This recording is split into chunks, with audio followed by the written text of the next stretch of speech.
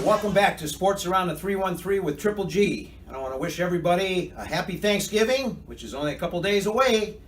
So I want to start off with, I know last episode I said I was done talking baseball, but just give me a couple of minutes here and I want to touch base on a couple of things and make some congratulations. Last episode I was picking Houston Astros to win the World Series, and the reason I was doing that is because of Justin Verlander and Cameron Maybin, two ex-Tigers that were traded during the season. And sure enough, Houston won the World Series. They beat the Dodgers in 7 games. Very exciting World Series. And Justin Verlander, Cameron Maybin, congratulations. I'm excited. And particularly for Justin Verlander, who was with the Tigers most of his career. And, you know, he was in 2 World Series with the Tigers and didn't quite get it done. It wasn't his fault, but the team just didn't get it done.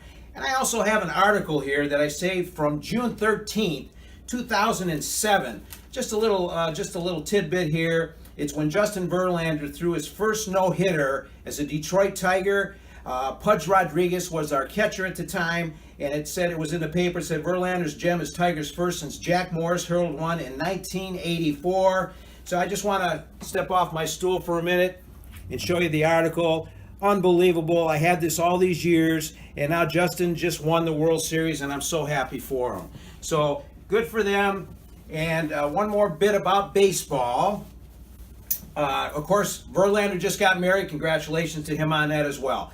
And last episode, Al Avila, the general manager of the Tigers, was searching for a new coach because obviously he did not renew Brad Ausmus's contract. Well, they went through the process and they hired a guy named Ron Gardenhire. Ron Gardenhire used to be the Minnesota Twins manager, did a damn good job with them. He used to beat the Tigers all the time. So, you know what? I'm real happy with this hire.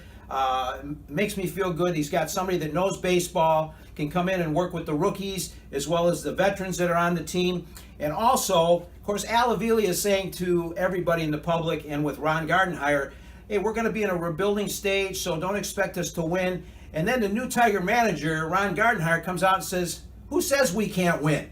I like that attitude. And I like the fact that he's going to bring that attitude next year in the spring training into baseball. Who knows? Maybe the Tigers can turn it around pretty quick. And with this guy at the helm, I'm looking forward to a good year. Anyway, let's move on. Okay, enough with the baseball. I want to talk about the Detroit Lions. They got a big game coming up this Turkey Day on Thanksgiving against the Minnesota Vikings. Now, the Vikings, I don't know, they had their third string quarterback in there. They're winning. They're 8-2, I believe. They're in first place in our division.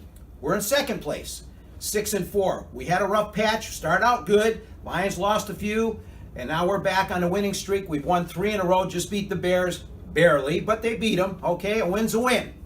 So Thursday, Thanksgiving Day, Lions, Vikings. If the Lions, and I think this is a must win, because if they can beat Minnesota, that means they beat Minnesota twice this year. Okay, so they hold that card.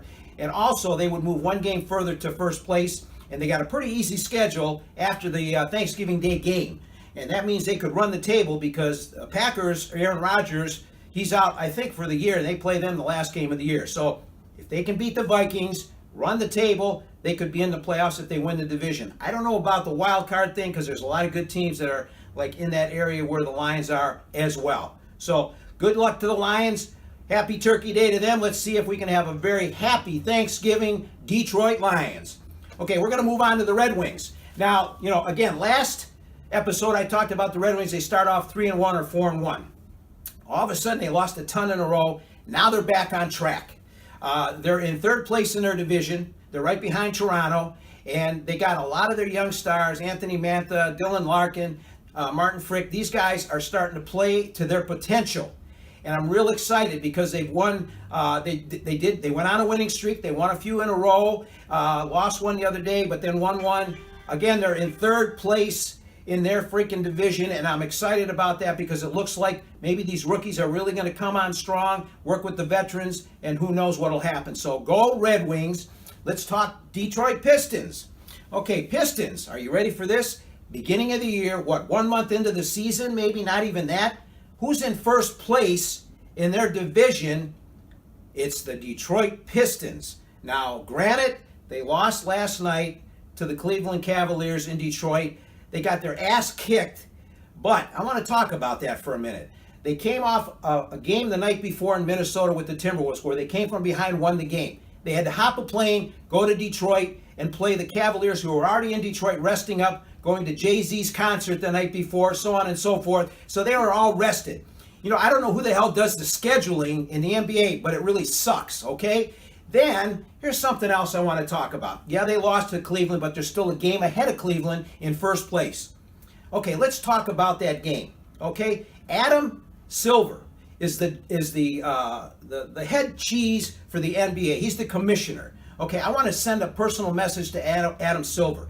Get rid of the three-point shot in the NBA, and if you can't do that, which I don't think you can, at least move the damn line 10 feet back. Why is this? What happened to good old-time basketball where you had to drive in the paint, drive to the basket, score a point, you get an elbow here or there? Okay, all they're doing today, you got teams like Cleveland and the Golden State Warriors and so many of these other damn teams, all they do is run down the court, pull up at the line, and shoot the three. And it's hard to defend, okay? Because the guy's backpedaling, trying to defend it. All of a sudden, he pulls up. You're still going backwards. He shoots the three, makes it.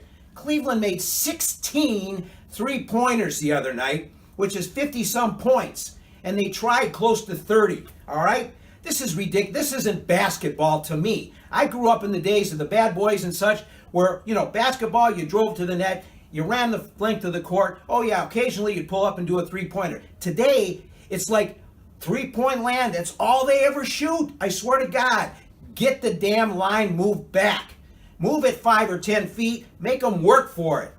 This is ridiculous, and I'm sorry, but I don't like the three-point shot, and if you're going to keep it, move the damn thing back and give teams that don't concentrate on just three-point shooting, but real basketball like the Pistons, hey, give them a chance, okay? All right, now, we talked about the Pistons, and by the way, I think they're going to do okay. Andre Drummond is still doing well with the free throws.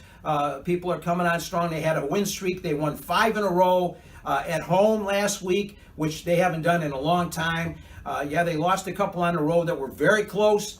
Then they won that one in Minnesota. So you got to wipe out that loss to Cleveland last night. Don't worry about that. You'll do all right. So Pistons, Red Wings, Lions, and Tigers. Now let's move on real quick to college, okay? College football.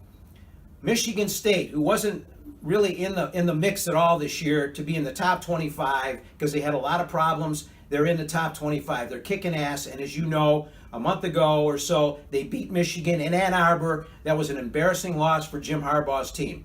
Now, I said in the last episode, Michigan will not beat Penn State. Well, they got their ass kicked there, didn't they, huh?